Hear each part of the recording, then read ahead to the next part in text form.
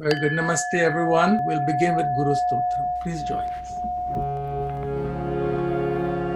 Akhanda Mandalakaram Vyaptam Yena Characharam Tatpadam Darshitam Yena Tasmai Shri Gurave Namaha Ajnanatirmirandhasya Jnananjana Shalakaya Chakshurunmilitam Yena Tasmai Shri Gurave Namaha Gurur Brahma Gurur Vishnu Gurur Devo Maheshwara Gurur Sakshat Param Brahma Tasmai Shri Gurave Namaha Sthavaram Jangamam Vyaptam Yatkinchit Sacharacharam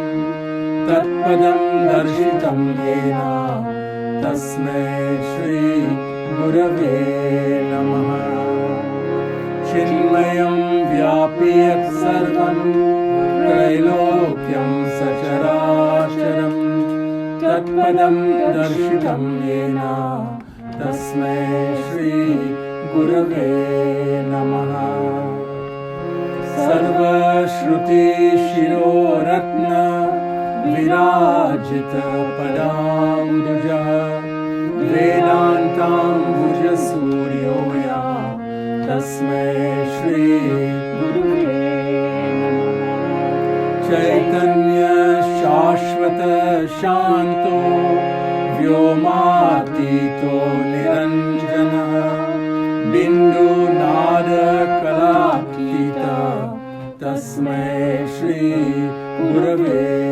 Namaha Jnana Shakti Samarudha Tattvamala Vibhushita Bhukti Mukti Pradata Cha Tasmai Shri Gurave Namaha Aneka Janma Samprapta Bandha Vidahine Atma Jnana Pradanena Tasmai Shri Gurave Namaha Soshanam Bhavasindhoscha Jnapanam Sarasampadaha Gurof Padodakam Samyak Tasmai Shri Gurave Namaha Na gururadhikam tattvam na gururadhikam tapaha tattva jnanat param nasti tasmai Shri Gurave Namaha Mannatha Shri Jagannatha Madguru Shri Jagadguru Madatma Sarvabhutatma Tasmai Shri Gurave Namaha Gurur Adi Ranadischa Guru Paramadaivatam Gurof Parataram Nasti Tasmai Shri Gurave Namaha Tvameva Mata Cha Pita Tvameva Bandhuscha Sakha Tvameva Vidya Dravinam Tvameva Sarvam Mama Deva Deva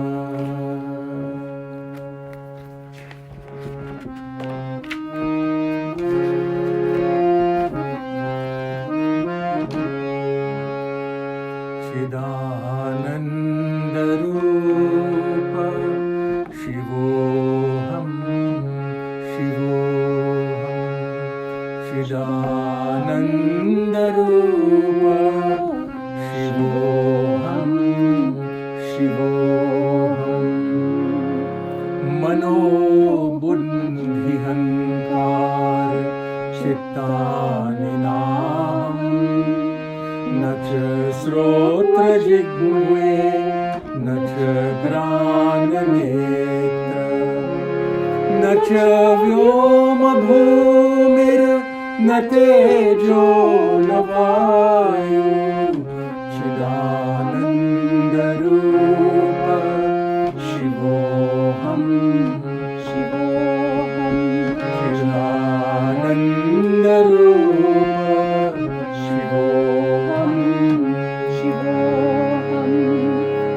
cha pranasangyo na vai panchavayu na va saptadhatur na va panchakosha na va panipadam na chopastapayu Chidanandarupa Shivoham Chidanandarupa Shivoham Name dvesharagau Name lobhamohau Mado neva meneva Matsarya bhava Na dharmo na chartho Na kamo na moksha Chidanandarupa Shivoham Chidanandarupa Shivoham Na punyam na papam na saukyam na dukkham na mantro na tirtham na vedo na yajna aham bhojanam naiva bhojam na bhota Chidanandarupa Shivoham Chidanandarupa Shivoham Na me mrityu shankha Na me jati bheda Pita neva me neva Mata na janma Na bandhur na mitram Gurur neva shishya Chidanandarupa Shivoham Chidanandarupa Shivoham Aham nirvikalpo nirakara rupo vibhuttvachya sarvatra sarvendriyanam Sada me samatvam na muktir na bandha Chidanandarupa Shivoham Chidanandarupa Shivoham Welcome again, everyone. Namaste. And just to remind you, this is the second lecture, the second discussion on Nirvana Shatkam. Shataha means 6. So 6 verses on Nirvana. These verses are attributed in our tradition to the great teacher Adi Shankaracharya. And as I said last time, this poem is also called Atma Shatkam. 6 verses, Shataha, on the nature of Atma. So it is a beautiful and poetic summary of the core teachings of the Upanishads or the Vedanta. Why do we need this teaching? As I said in our last discussion, teaching is necessary when there is ignorance, when there is the presence of avidya or ajnana, or when there is false or erroneous knowledge. We need teaching, we need wisdom. And what is the need for Atma Shatkam? 6 verses on the nature of Atma. We need this teaching because in the vision of the Upanishads, there is an existence, an ignorance. There is something about ourselves that we need to know, some misunderstanding that has to be corrected. And this is a fruitful knowledge.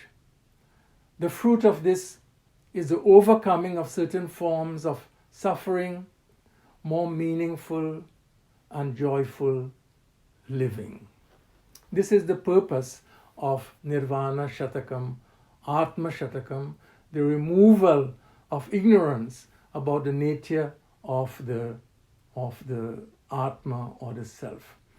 And as we saw last lecture, this poem is composed with the method of negation and affirmation. It tells us in each verse what the Atma, what we are not, na aham, what the Self or the I is not, and what it is, aham. Naham, what it is not, which is the negation, and aham, what it is. Because the ignorance here is twofold. It is both ignorance of the nature of what we are, but also expresses itself in taking ourselves to be what we are not, naham. So aham and naham, both are necessary. We must teach what it is not, we must also teach what it is, aham. Chidananda Rupa Shivoham, Shivoham. So we seem to know very well what we are not. We do not have to be told that we are not, the computers which we are using to listen to this lecture, or the cell phones we are using. We know, or we seem reasonably certain in most cases about what we are not. And we are sure about this, that we are not the computer, or we are not the cell phone, because we experience the phone or the computer as an object. It is an object of perception. Phone is seen, I, you are the seer. Computer is seen, you are the seer, you are the knower. Computer is the object, you are the subject, I am the subject. The phone, the computer are objects. Now, so this is a fundamental principle. It's a basic principle which we must grasp. And that basic principle here is the difference between the knower of an object and the object that is known. The knower and the known. The subject and the object. And the fundamental principle here is that the knower of an object is different from the object known. Right? The knower of an object is different from the object. This is called viveka. This is called inquiry, vivekaha, between the knower and the known, between Atma and Anatma. So I may think of objects as mine, but not as I, whether it's the object, the cell phone, my book, my home, etc. So let us say that we understand well that the various objects of the world are not I. They are na aham. They are not I because they are objects. We objectify them. We see them, we hear them, we touch them, we smell them. But if someone touches me, I ask, why did you touch me? If someone touches my arm, I say, why did you touch me? Or I say, please do not touch me. In other words, we have an I sense, aham, with the body. When it comes to the body, we place the I sense with the body. We do not distinguish ourselves from our bodies in the same way that we distinguish ourselves from the phone or the computer or any object in the world. And thus we say, I am tall, If I have a tall body, I say I am tall. If I am not so tall, I say I am short, I am young, I am old. All of these are with reference to the body, but as you can see in these sentences, we are placing the aham, we are identifying the aham, I, with qualities and characteristics of the physical body, height, age, etc. I sit, I walk, I swim. Whatever the body is, whatever its features are, we take to be I, aham. So in Sanskrit, the body is, there are different words in Sanskrit for body, like deha or sharira is also body. Identifying oneself in this manner with the body, identifying the I with the body, is called Deha-Atma-Buddhi. Deha-Atma-Buddhi, having the sense of self or the I in the body. The conclusion that Deha, body, and Atma are identical is called Deha-Atma-Buddhi. Now, there is no doubt that we have a very special relationship with our bodies, that we do not have with any other object or with any other body. It is a unique relationship from birth until death. I experience my body, I know my body in an intimate way that I do not know any other object. I do not know any other body. There is a special bond, a unique bond between ourselves and our bodies. There's no denying of this fact, no denying of this special relationship. But even if, and even when we admit this unique relationship between body and I, between body and self, we still have, as the Vedanta wants us, we still have to ask the important question, is the body I? Is the body I? And so this is where the Nirvana Shatkam begins. Mano buddhi hankara chittani naham nacha srotra jighve nacha grana netra nacha vyoma bhumir na tejo na vayuhu chidananda rupa shivoham shivoham. So we will go line by line, word by word. So as you can see here, Mano buddhi hankara chittani naham. Na aham, I am not these. First, manaha. Manaha naham. Now, this word mana is usually translated as mind, and this is not incorrect. It's a correct way of thinking about the meaning of manaha. But in the tradition of the Vedanta tradition, these terms here, manaha, buddhi, ahankara, chitta, they have very, very specific meanings.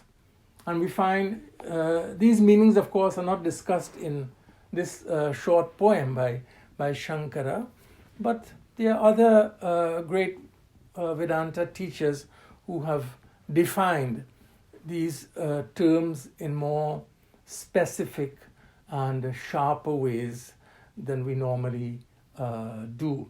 So for these definitions, I am turning to a very small text.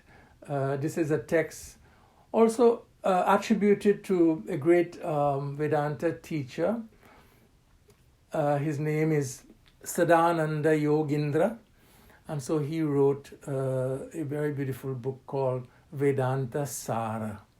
Sara means the essence of Vedanta, and so he has given very good definitions of manaha, buddhi, ahankara, chitta.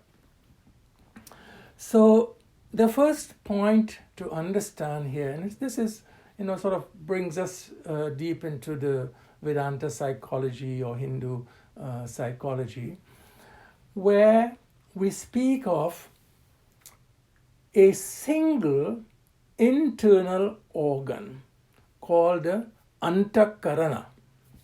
Anta means internal, Karana here means organ or instrument. So the internal instrument is called Antakarana. And this Antakarana has 4 functions or 4 ways in which it expresses itself. 4 capabilities or 4 capacities, if you wish. One is mana, second buddhi, third ahankara, and fourth chitta. So one instrument, Antakarana, 4 functions, 4 ways of functioning. So the first one, as I said, is mana, and Sadananda defines manaha in this way. Mano nam sankalpa vikalpa atmika antakarana vritti. So mano nam, he says, what we speak of as manaha, mano nam, what we call manaha, this is what it is. Sankalpa vikalpa. Sankalpa vikalpa means thinking, vritti is a thought, thoughts characterized by indecision and doubt. When you are undecided or trying to decide about anything, there is this process is called sankalpa vikalpa. Should I go here? Should I not go here? Should I purchase this? Should I not purchase this? Sankalpa vikalpa. So these are vrittis or thoughts characterized by doubt or indecision. Should I listen to this lecture this morning or should I sleep in? Why should I listen? He's moving so slow. It's only 6 verses. It should be done in 1 lecture. Why didn't he complete this Nirvana Shatkam last week? How long will it take to study 6 verses?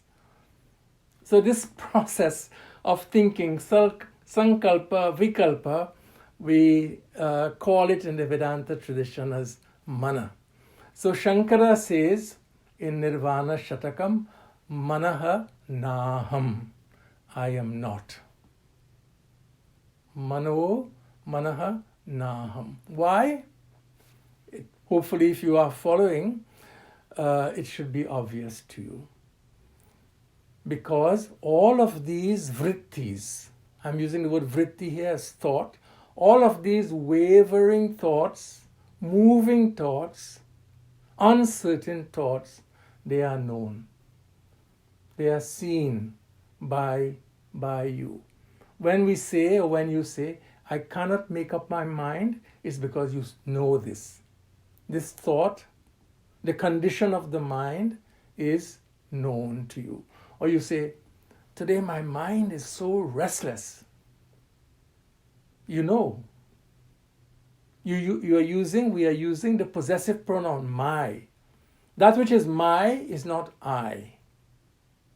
So for thinking processes characterized by doubt and indecision, we know. We are aware of the condition of our minds, and therefore Shankara says, manaha naham. This I am not. Because we know the condition or the conditions of our mind. So thoughts are seen, of course, not with the eyes, the physical eyes. Thoughts are seen, not with the physical eyes, but internally. So we may speak of a process of internal cognition through which we are aware of the mind. So if I ask you, this morning, what are you thinking as you listen to me? What are the thoughts on your mind? You will pause, you will look, You will see, and then you will report. And you will say, this is what I am thinking. These are my thoughts. So thoughts are objects. We know them. So that's manaha. Then mano buddhi. So buddhi is defined also by Sadananda. He says, buddhir nam nischaya atmika Antakarana vritti. Buddhi nam. What we name as buddhi, what we call as buddhi, nischaya atmika. Nischaya means decisive. Is of the nature, atmika, nischaya, is of the nature of decisiveness, decision making. So when you decide, okay, I will not sleep in, I will wake up and I will listen to the Vedanta lecture. That kind of decisive thought, when a decision is made, the mind, the vritti is a decisive vritti, the thought is a decisive thought, that's called buddhi. Buddhi is decisive thinking, manaha is weighing, indecisive reflection. That's the difference between manaha and buddhi. But keep in mind, it's the same instrument, it's the same antakarana, just different vrittis, different ways of thinking are named differently in the Vedanta tradition. So again, such forms of thinking, decisive thinking, is also known. When I make a decision mentally, I know the decision that I made. I know I am aware. I'm aware of the manaha, I'm aware of the buddhi. So mano buddhi ahankara. The third word of this first line is ahankara. And so how do we define ahankara in this tradition? And here Sadananda says, abhimana atmika antakarana vritti ahankara. Abhimana atmika, of the nature of abhimana. So that thought is also a vritti. Ahankara is also a vritti, is also a thought, but in this case, it is the I thought, or what we might speak of as the ego, the I sense, the one who says, I am a teacher, I am an American, I am going for a walk, I am hungry, I am thirsty, I am unhappy, I am happy. This I is called I thought, sense of I sense or ego is called ahankara. Ahankara. I do. The word itself reveals its meaning. Ahankara, the sense of action or doership, the I sense. This is called ahankara. And ahankara naham. This also I am not. This ahankara is unique to every one of us. Each one has a unique I sense with its own history, its own socialization, its own cultural formation. This is the I that is formed by history, by culture, by parental influence, by social influence, the sense of self. It is the sense of self that is shaped environmentally through all of these influences, social influence, peer influence, cultural influence, whether one has self-esteem or lack. This is the individual with self-esteem or lack of self-esteem, with self-hate or self-love. This is the formed I. The formed I, the constructed I, if you wish, is called ahankara. And that's how Sadananda describes it. And finally, chitta. Chittani or chitta. And here in Vedanta Sara, Sadananda says, anusandhana Atmika Antakarana Vritti Chittam. What is Chittam? Anusandhana. Atmika. It is the nature of memory. Anusandhana, recollection, memory. This is also, memory is also a vritti, it's also a thought form. Of course, that thought form can be in the form of images, it could be, in the form of words, it could be a sound, a taste, a smell. But chitta is the capacity of this Antakarana for recollection. So chitta refers to memories that are all stored and then which we recollect. So when I recollect, when I remember, when I am using this function of the Antakarana and I recollect a memory, I am aware of it. They are objects also of this Antakarana. They are objects of my experience. So when I'm trying to remember, what did I do yesterday after I got up? Oh, I had a cup of coffee. Right? So I recollect it and I'm aware of my recollection because it's in the form of a thought. So therefore, this Antakarana, which is 4 functions that Shankara identifies, manaha, buddhi, ahankara, chittani, naham. I am not.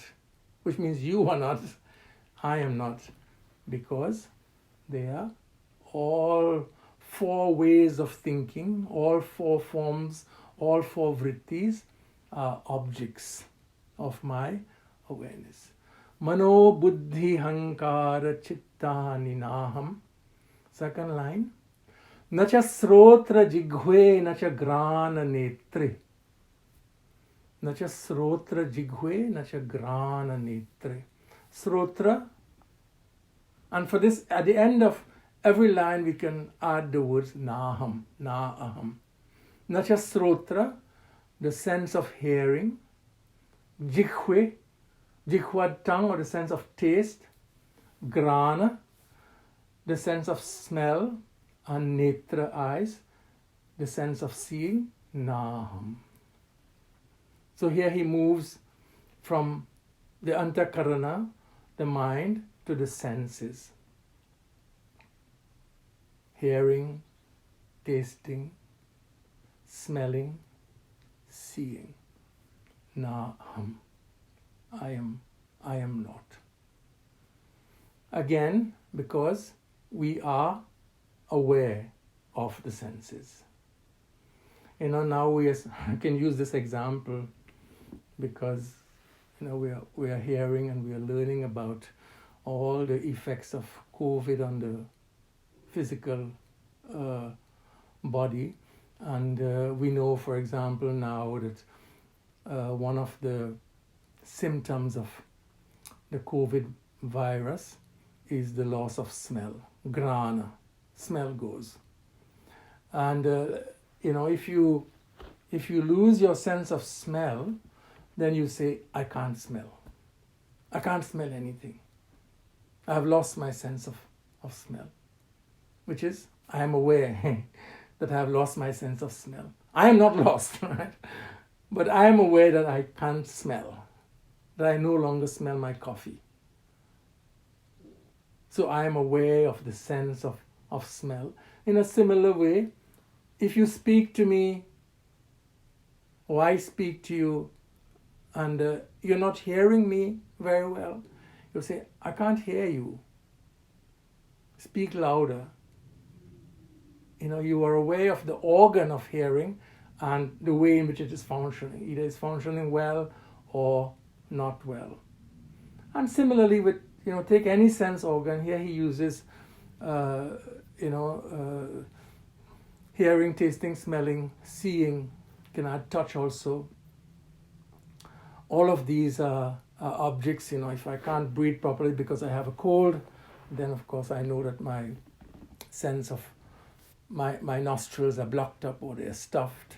I am aware of that the sense is not functioning well. So all of the sense organs that are part of the physical body are also na-aham, because of this ground principle that we are using of the difference between the knower and the known, the seer and the seen. With the eyes, if I when I open my eyes, I am aware. If I close my eyes, I am also there. I am also aware. If I don't see well, I will say, I'm not seeing well. My sight is dim. My sight is impaired. Means that I am aware of the sense of sight and of course also of the organ of sight that is involved. Nacha srotra jighve, nacha grana netra, nacha vyoma bhumir na tejo na vayu. Third line. Nacha vyoma bhumir na tejo na vayu. Vyoma. So he goes from mind to senses, and then he moves now to the elements. Vyoma is space. Vyoma, space.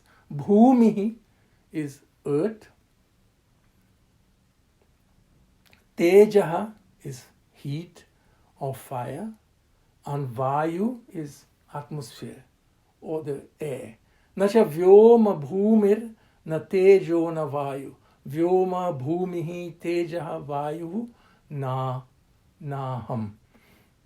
We can add also, the Acharya Shankara doesn't add water here as one of the elements, but we can add apaha. Water should be added to make up the traditional 5 elements. So these 5 elements, Vyoma, space, Bhumi, earth, Teja, fire, Vayu, air, and Apaha, water, make up the body, but they are also part of the natural environment in which we exist, and we are aware of them. I am aware of the space outside of the room that I'm sitting and from which I'm speaking to you. I can walk outside and I will walk on the earth and I'm aware of the earth. And I can feel the heat of the sun, Tejaha. I breathe the air, Vayuhu, and I can have a drink of water. All of these elements that comprise both my body and the world outside are objects of my awareness. I know them, I am aware of them. So, if the mind, so this is the first line, if the mind, intellect, ego, memories, then the second line, the senses, sense of hearing, tasting, smelling, seeing, touching, and then the third line, the 5 elements, space, air, heat, water, earth, they are all na-aham, they are not I, because they are objects of awareness, because I objectify them all, I know them all. Then what am I? All this is naham. What is aham? Chidananda Rupa. Shivoham, Shivoham. Shiva aham, aham. Chidananda Rupa, Shivoham, Shivoham. Interesting, huh? In each line, in each verse, 3 lines. 3 lines to say what I am not. But how many lines does it take to say what I am? 1 line of 3 words. Chidananda. Shivoham, Shivoham. Interesting. 3 lines to say what I am not, but only 1 line of 3 words to say what I am. Because what I am is one, as we will see. So the last line of each verse in this Nirvana Shatkam is the line of affirmation. 3 lines of negation, 1 line of affirmation. Chidananda Rupa, Shivoham, Shivoham.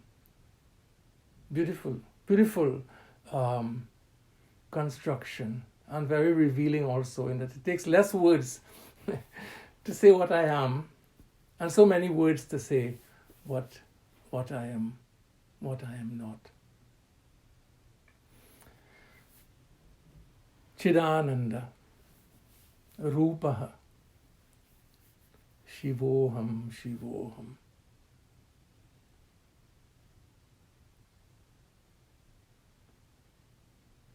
Chidananda is a compound, two words, of Chit and Ananda. So in the Sandhi rule, when we put these two words together, the ta becomes a da, so we get Chidananda. But it is Chit plus Ananda that gives us Chidananda. So let us begin with the first word of the compound, Chidananda, with the word Chit.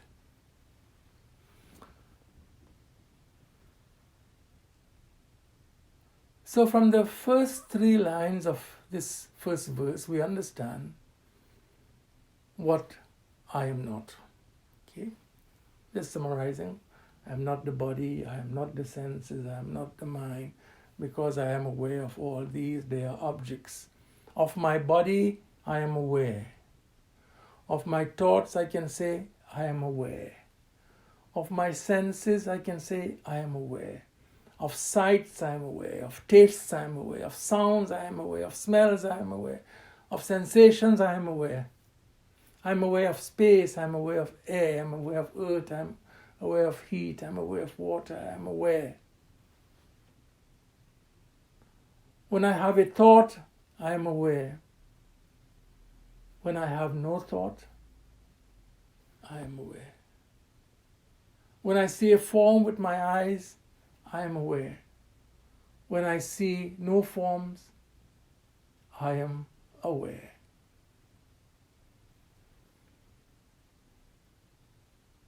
So I am, follow me, I am the awarer of forms, I am the awarer of smells, I am the awarer of tastes, I am the awarer of sensations, I am the awarer of thoughts, I am the awarer of memories.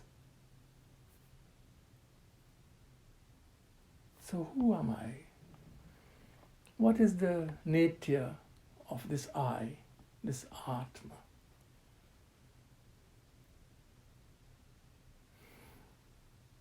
So I describe myself, when I hear a sound, I say, I am the awarer of this sound. If I see a form, I will describe myself as I am the awarer of this form. But let us say that I hear no sound. How will I describe myself? I will not say I am the awarer of a sound, because that is, I am speaking of myself only in relation to the sound. I am an awarer of sounds only with relation to sounds. But if there is no sound, then what am I? I am awareness. With reference to sound, I say I am an awarer of sound. With reference to taste, I am aware of taste. With reference to thoughts, I am aware of thoughts. But if there are no objects, then I am awareness. And this is what the word Chit means. Chit translates into awareness. Some teachers will use the word consciousness, but I follow my own teacher in this, and he was always more hesitant to use the word consciousness because, as he always said, the word consciousness has become very much connected with mental functioning. And here we see mano naham, buddhi naham. So what word that we can use that is not tied up with the mind? And so he always preferred to translate Chit as awareness and not consciousness. But you can use consciousness if you are aware, or if you know that you're not speaking about a mental functioning, you're not speaking about mana, buddhi, ahankara, or chitta. So Chit points to this awareness. That is the nature of the Atma. It is not that awareness is a quality of the Atma, it is Atma. It is the self. It is the nature of the I. So I'm going to, wherever you are, make yourself comfortable. I'm going to give you two simple exercises that I want you to do. You just have to listen to what I am saying. They are not difficult exercises, so don't get anxious. So if you are comfortable and you are ready, close your eyes. And after you close your eyes, I want you to visualize. Visualize each object as I name them. So I'm just repeating the name of an object, and with closed eyes, I want you to visualize the object.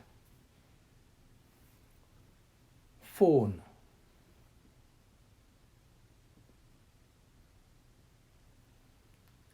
Book.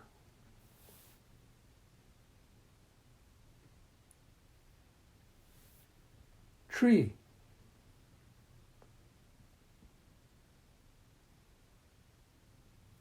Dog.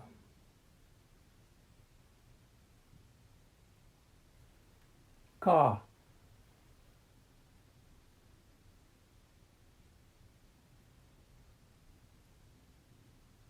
Awareness.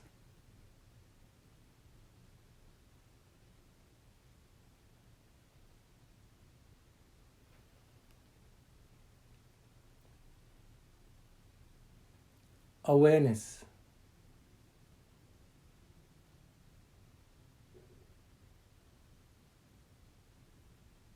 So open your eyes. So you saw the phone when I said phone. You saw the book when I said book. You saw the tree when I said tree. You saw the car when I said car. When I said awareness, what did you see? We can talk afterwards, you don't have to answer me now. When I said the word awareness, what did you see?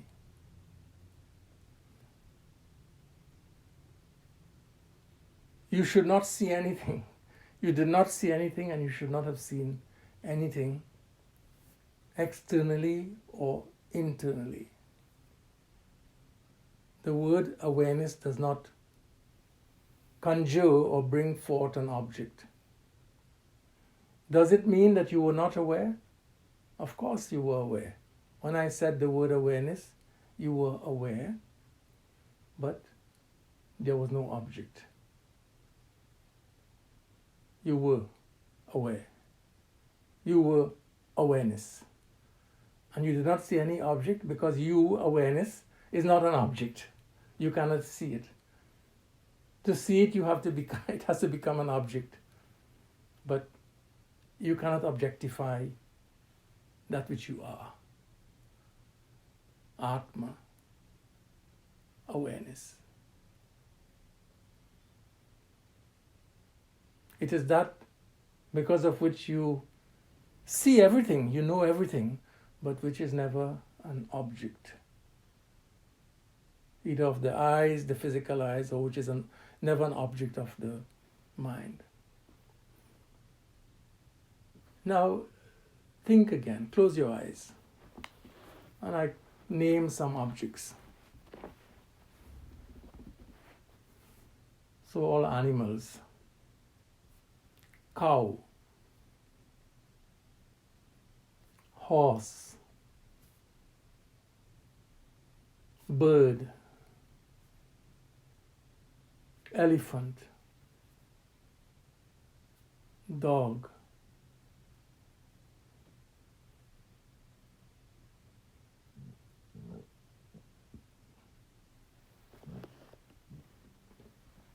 each thought, dog thought, cow thought, horse thought, crow thought, elephant thought, whatever thought. When I say dog, you see dog. And when I say cow, cow displaces dog and you see cow. And when I say horse, horse displaces cow and you see horse. And if I say elephant, elephant displaces horse and you see elephant. Each thought displaces the previous one. Right? Cow thought displaces horse thought displaces elephant thought. Each thought cancels out the previous thought. What is not displaced? What is never cancelled?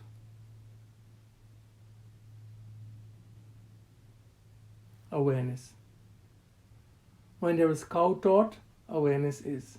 When there is horse thought, awareness is. When there is elephant thought, awareness is. It is constant.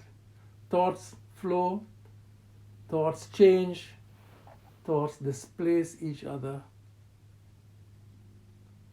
The unchanging is you. Unchanging is Atma. Unchanging is awareness. If I ask you, do you know English? You say yes.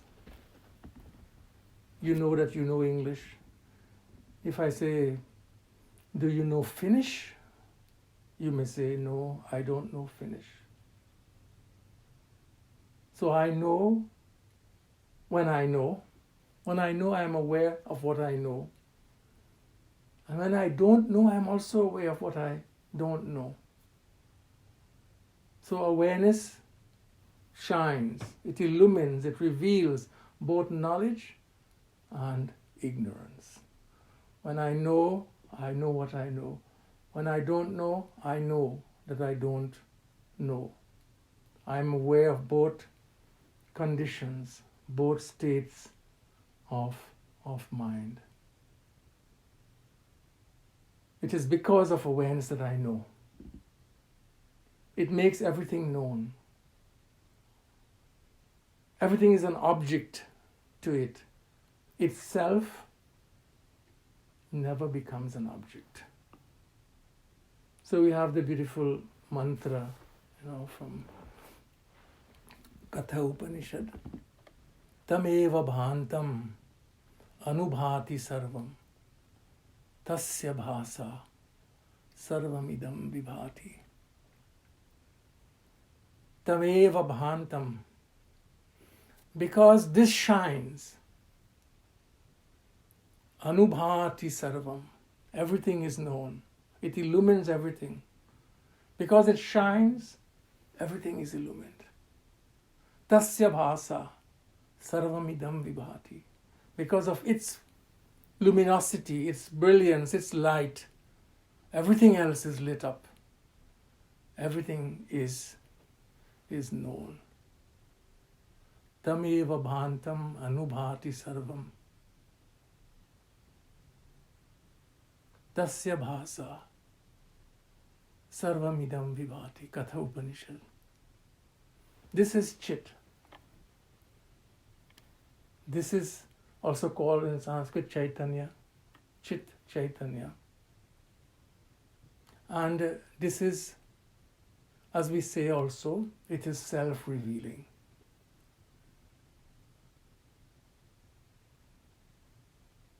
You are aware of my voice, you are aware of the sounds I am making. Right?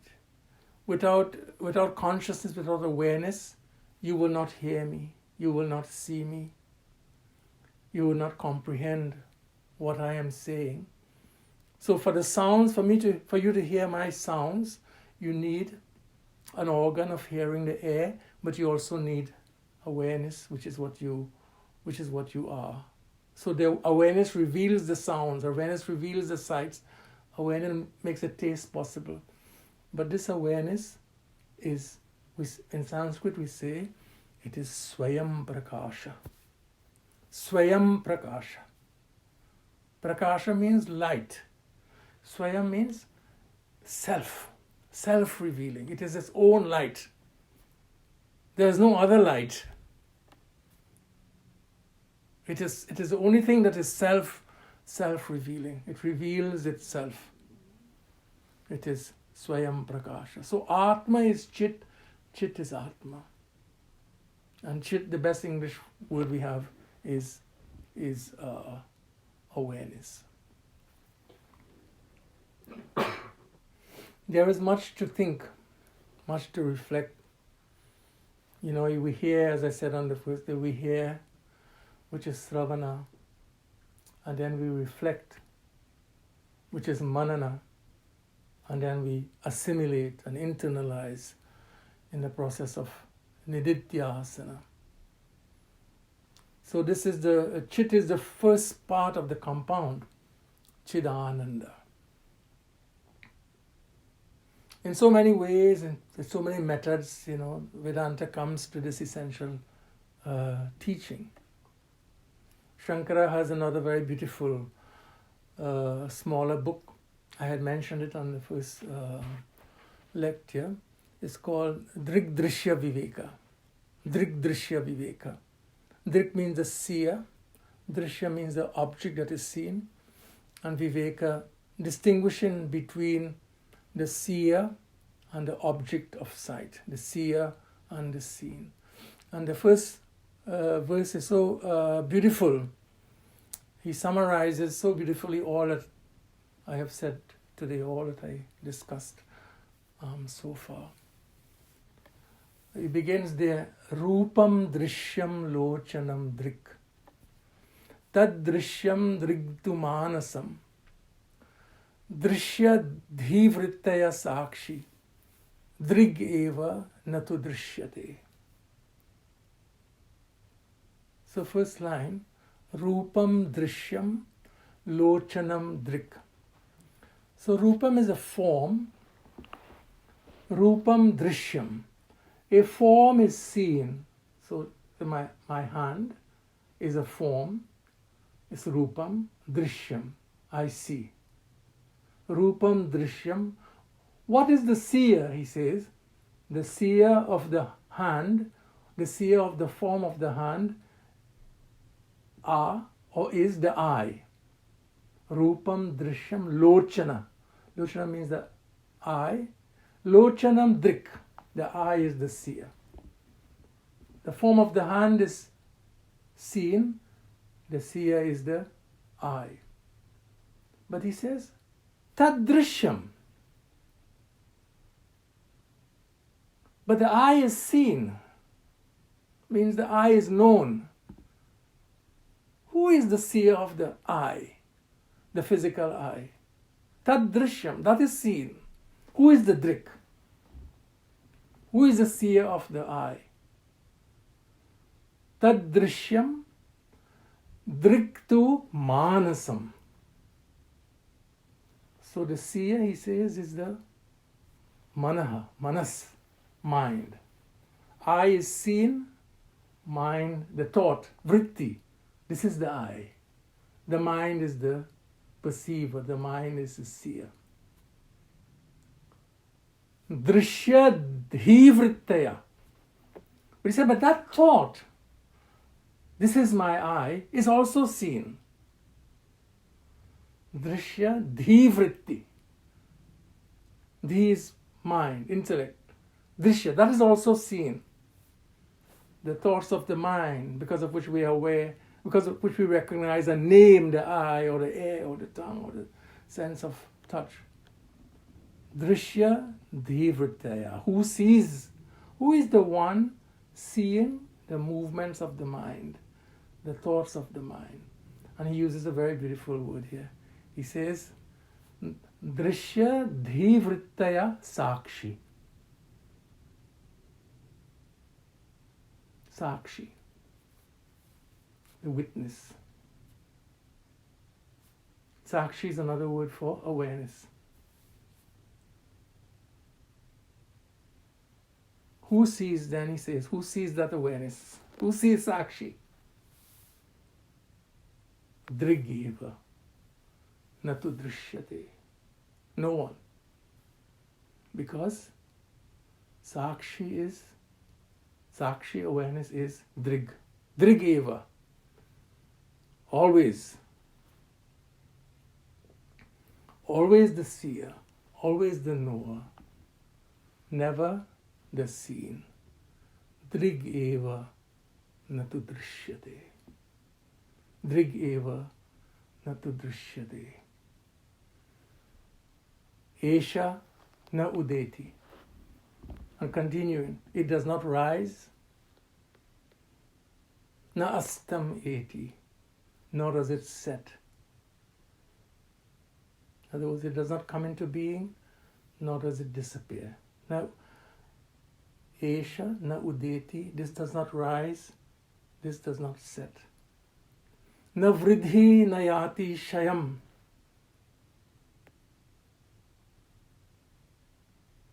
Na vridhi does not increase. Na yati shayam does not decrease or decay. Swayam vibhati. Vinasadhanam swayam vibhati. Without any help or aid, swayam vibhati. It shines of itself. Anyati bhasayet. Illumining everything else. This is an interesting verse, important verse. Does not rise, does not set, does not increase, does not decrease. Swayam vibhati, self-shining, vinasadhanam, independent, without depending on anything, it's light, jyoti. It illumines everything. So when we speak of Atma, we cannot speak of a higher awareness or a lower awareness. You know, these are terms we have to be very careful with. No higher consciousness or lower consciousness, higher awareness or lower awareness. Atman is. It is. We can speak of, the mind being more knowledgeable or less knowledgeable. Changes belong to the realm of the mind, or buddhi, or chitta, or ahankara, but not Atma.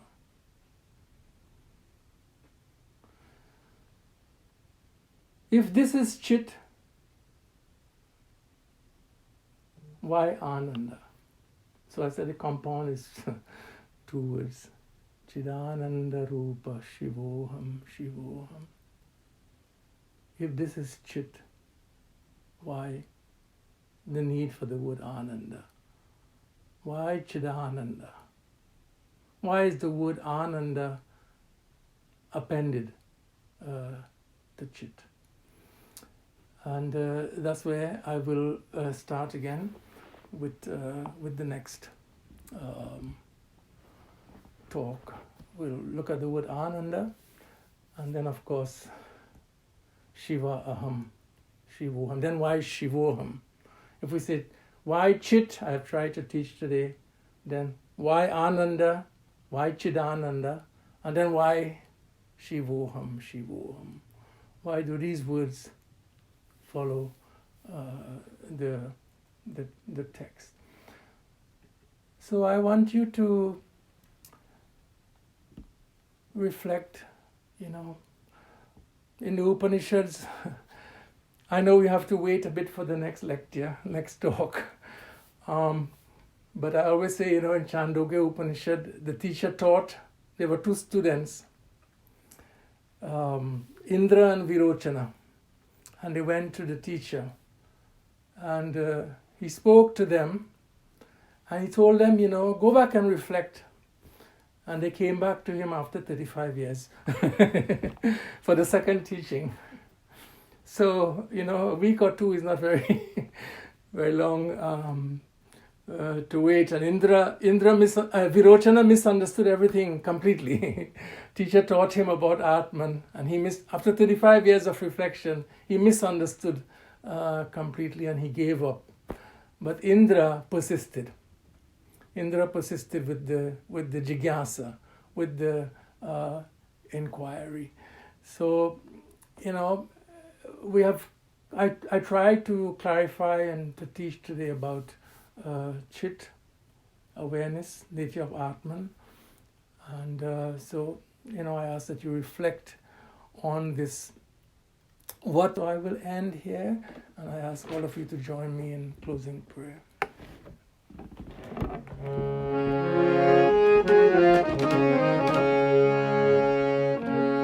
Hare Rama, Hare Rama, Rama Rama, Hare Hare,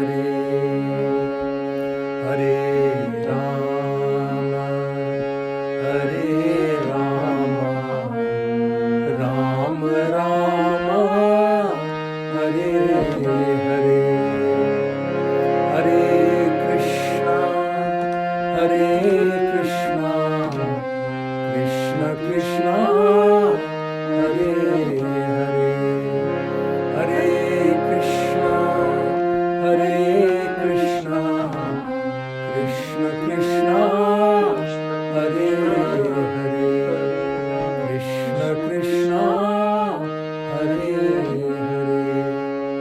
Om Purnamada Purnamidam Purnat Purnamudachyate Purnasya Purnamadaya Purnameva Vashishyate. Om Shanti